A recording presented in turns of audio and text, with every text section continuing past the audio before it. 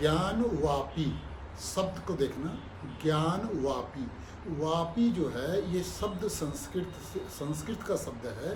तो वापी का संबंध होता है जल, कुआं या कुंड, जल से संबंधित है। ज्ञान का कुंड, ज्ञान का कुआं, ज्ञान का ये वापी का मतलब जल से संबंधित है।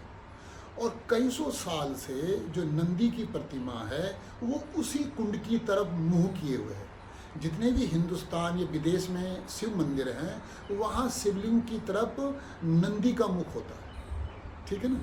जो लोग कह रहे हैं कि फुवारा है, तो हिंदुस्तानी नहीं, संसार की किसी मस्जिद में भी ऐसा फुवारा दिखा दे कि ऐसा फुवारा जो शिवलिंग का आकार है इस तरह का फुवारा दिखा दें।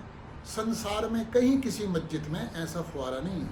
ये तो केवल मामले को उलझाने के लिए, हिंदू मुस्लिम के बीच जो एकता है वो ना हो इसका प्रयास करने के लिए ये सारा हथकंडा अपनाया जा रहा है। नहीं तो इसमें तो सुप्रीम कोर्ट जाने की आवश्यकता भी नहीं थी। जब देश आज़ाद हुआ, देश आज़ादी के बाद हिंदू मुस्लिम एकता का प्रयास नहीं हुआ ही नहीं।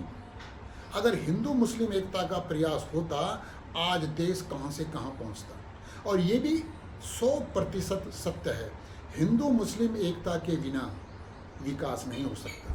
हिंदू मुस्लिम एकता बहुत ज़रूरी है। लेकिन हमारी भ्रष्ट राजनीति ने क्या किया? जब देश आज़ाद हुआ तो हमारी राजनीति ने क्या किया? भ्रष्ट राजनीति ने क्या किया? हिंदू मुस्लिम एकता ना हो इसका प्रयास किया। मुस्लिम एकता जातियों से कराने का प्रयास किया वोट के लिए। जाट मुस्लिम एकता, दलित मुस्लिम एकता, यादव मुस्लिम एकता वोट के लिए। ये ऐसी एकता कभी हो ही नहीं सकती। एकता हो सकती तो हिंदू मुस्लिम एकता। दूसरी, क्या भ्रष्ट राजनीति ने खेल खेला कि मुगल और मुस्लिम इन दोनों को मिला दिया। अरे मुगल अलग हैं, मुगल शासक अलग हैं, मुस्लिम अलग हैं। मुगल शासकों ने हिंदुओं पे भी अत्याचार किया और मुस्लिमों पे भी अत्याचार किया। अगर मुस्लिमों पे अत्याचार ना होता, मुस्लिम भी गरीब हैं और हिंदू भी गरीब हैं। नहीं तो 800 साल, लगभग 800 साल मुगल शासकों ने शासन किया।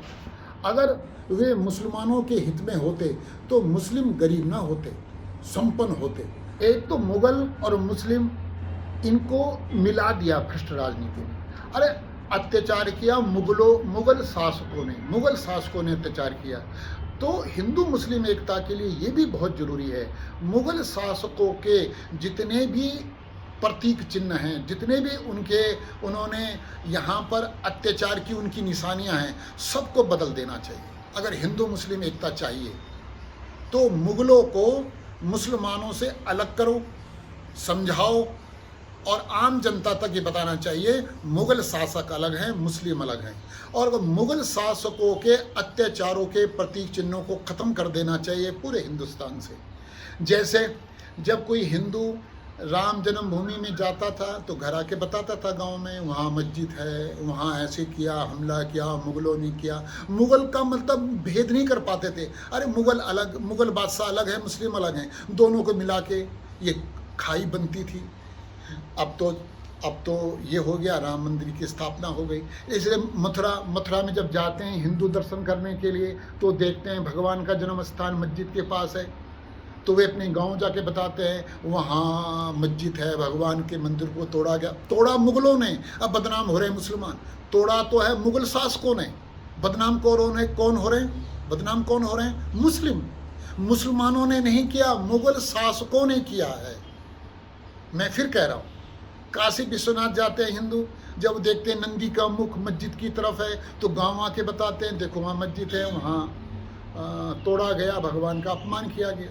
इसलिए मैं कहता हूँ हिंदू मुस्लिम एकता अगर चाहते हो तो मुगल शासकों के जितने चिन्ह हैं उनको ख़त्म करना पड़ेगा और हिंदुओं में जाति व्यवस्था का नाश करना पड़ेगा।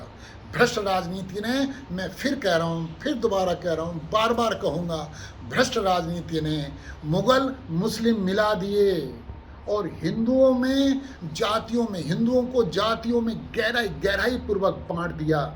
जैसे हिंदू मुस्लिम एकता ना हो। हिंदू मुस्लिम हिंदुस्तान की दो आँख हैं, लेकिन इस भ्रष्ट राजनीति ने एक आँख पर हरा कपड़ा ढक दिया। देखा होगा पहले जब आँख का ऑपरेशन होता था, हरा कपड़ा ढक देते थे। अरे आँख का ऑपरेशन नहीं हुआ, तुमने ज़बरदस्ती हरा कपड़ा से एक आँख को ढका हुआ, इस हरे कपड़े को निकाल कर देखा जाए क्या है। इसलिए हम कहते हैं कि ज्ञान वापी वो शिवलिंग है, वो शिवलिंग है। अगर फुवारा कहीं मस्जिद में ऐसा है, दिखाओ ना, संसार में किसी भी मस्जिद में अगर ऐसा फुवारा हो, शिवलिंग के साथ छेड़छाड़ की गई है, इसकी जांच हो। हम तो कहते हैं भारत सरकार, मोदी सरकार का हम धन्यवाद करते हैं, जो हिंदू मुस्लिम एकता का ये प्रयास कर रहे हैं। मुगल और मुस्लिम में अंतर क्या है ये बताना चाहती है सरकार। इस मोदी सरकार का हम दिल से धन्यवाद करते हैं। हिंदू और मुसलमानों को धन्यवाद करना चाहिए। और हम तो सरकार से, सुप्रीम कोर्ट से ये प्रार्थना करते हैं जल्दी इस मामले को निपटाया जाए, जो सच्चाई है सबके सामने रखी जाए। जय मजदूर, जय किसान, जय जय हिंदुस्तान।